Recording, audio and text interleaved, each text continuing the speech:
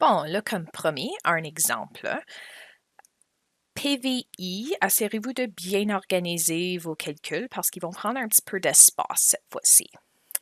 Bon, alors, dans un contenant de 2 litres, on place 0,2 mol d'iodure d'hydrogène à 453 degrés Celsius.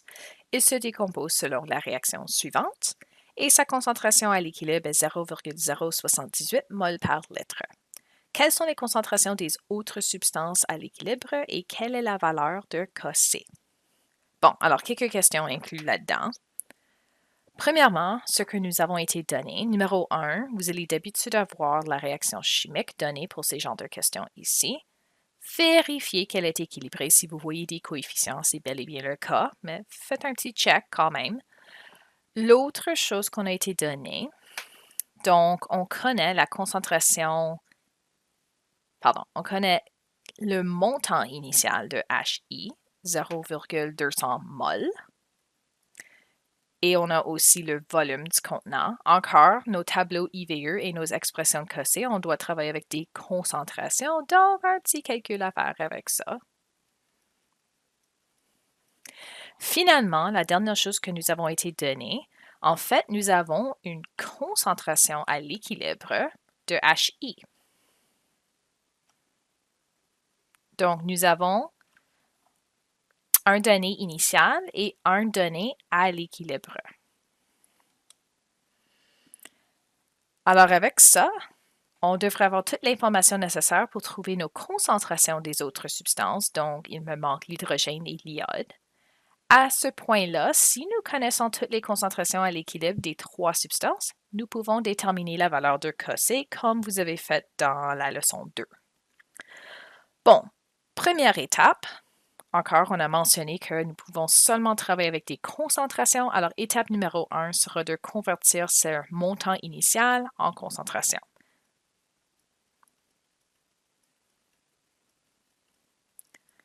Donc, nombre de moles divisé par volume. Alors, dans ce cas ici, je vais le mettre ici, j'ai 0,2 mol divisé par un volume de 2 litres. Alors, ça donne une concentration initiale de 0,1 mol par litre. Pardon, 0,0. Wow.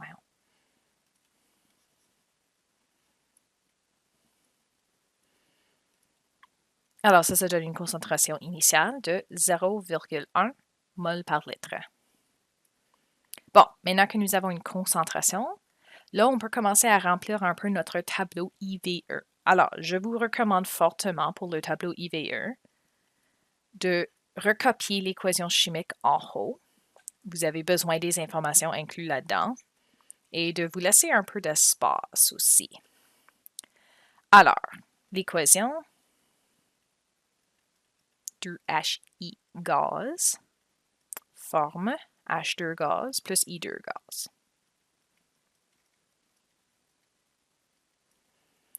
Bon, alors comme avec nos coefficients, les composés dans l'équation, les substances, ainsi que les coefficients vont jouer un rôle un peu sur qu'est-ce qu'on rentre dans le tableau. Pour la valeur initiale, nous avons seulement ce montant ici. Alors, j'ai la concentration de 0,1 mol par litre. Pas besoin de mettre des unités dans le tableau pourvu que j'ai vu un calcul ou quelque chose quelque part d'autre, puisque ça doit toujours être des concentrations pour ce genre de tableau ici. Alors, je commence avec 0,1 mol par litre de HI et c'est tout. Donc, on présume qu'il n'y a aucun produit au début. Nous avons simplement inséré un réactif et c'est tout. Vous allez voir pour l'instant au moins, tous nos exemples vont suivre un peu ce genre. Bon, la variation, c'est là où on aura des changements. On a déjà parlé un peu de ça. Les réactifs vont être utilisés, alors on va enlever une partie de ce qui est là. Les produits vont être créés, alors on va en ajouter. Le montant, ça c'est inconnu. Mais ça va suivre les coefficients stoïchiométriques encore une fois. Donc on va dire qu'on va soustraire une valeur inconnue, on va dire X des réactifs, puis puisque c'est 2HI, 2 fois ça. Pour les produits, on va ajouter une valeur inconnue, X, coefficient 1, alors seulement un X. Même chose pour l'iode, x. Donc, c'est toujours x, et là, c'est juste de modifier avec le coefficient s'il y en a. Toujours soustraction pour les réactifs, toujours addition pour les produits.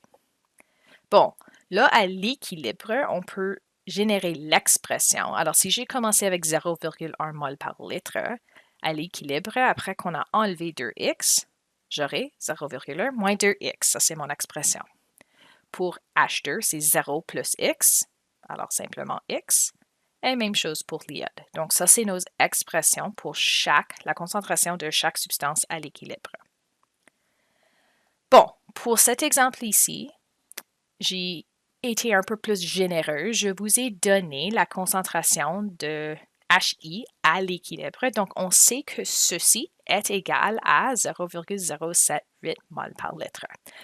Pourquoi est-ce que c'est important? Bien, ça va nous permettre de déterminer la valeur de X et donc les concentrations des deux autres substances. Donc, pour mettre ça en écriture, tiens, je vais le mettre ici. Alors, ça, c'était étape 2. Alors, étape 3.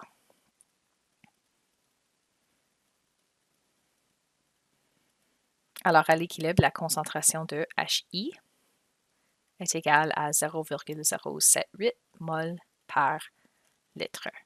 Puis là, on sait que c'est aussi égal à 0,1 moins 2x. Donc,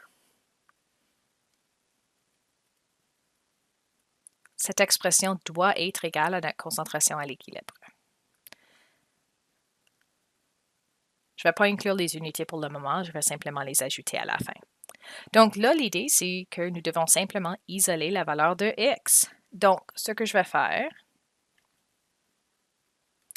personnellement, je préfère travailler avec des valeurs de x positives, alors je vais le tasser de l'autre côté. Il va devenir plus 2x. Puis notre 0,78, on va le mettre avec les autres chiffres, ça va devenir une soustraction.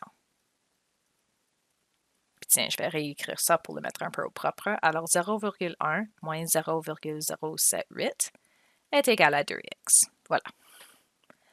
Bon, cette soustraction, on peut faire ça. Alors 0,022 est égal à 2x. Et là, pour finalement isoler x, divise par 2 les deux côtés. Alors, x est égal à 0,011 mol par litre. Bon, alors maintenant que nous connaissons ces valeurs-là, nous pouvons déterminer les concentrations d'hydrogène et d'iode à l'équilibre. Bonne nouvelle, c'est simplement x, alors ça c'est la valeur. Alors je vais simplement dire que ça c'est égal à la concentration H2 et à la concentration de I2. On a déjà spécifié à l'équilibre, alors c'est beau. Bon, alors maintenant j'ai mes trois concentrations. Alors la toute dernière étape, c'est de calculer la valeur de Cossé. Alors, je vais juste continuer cette étape-là à la dernière page. Donc, l'expression de Cossé. Encore, produit sur réactif. Alors, j'ai la concentration d'hydrogène fois la concentration d'iode divisé par la concentration HI au carré. Alors, encore, n'oubliez pas d'inclure le coefficient de l'équation chimique. Bon, maintenant que j'ai l'expression, nous devons simplement insérer les valeurs pour ces expressions-là. Donc, je sais que la concentration de H2I2, c'est 0,011. Puis, dans la question, on nous avait donné celui pour HI. Alors, on va aller insérer ces valeurs-là. Puis, je vais juste mettre des M encore une fois pour garder la vie un peu plus simple. Alors, mes deux réactifs ont la même concentration, ça tombe. Pas toujours le cas, mais dans ce cas ici au moins. Ça. Pour HI, encore, c'était 0,078 mol par litre. Puis là, ça sera au carré.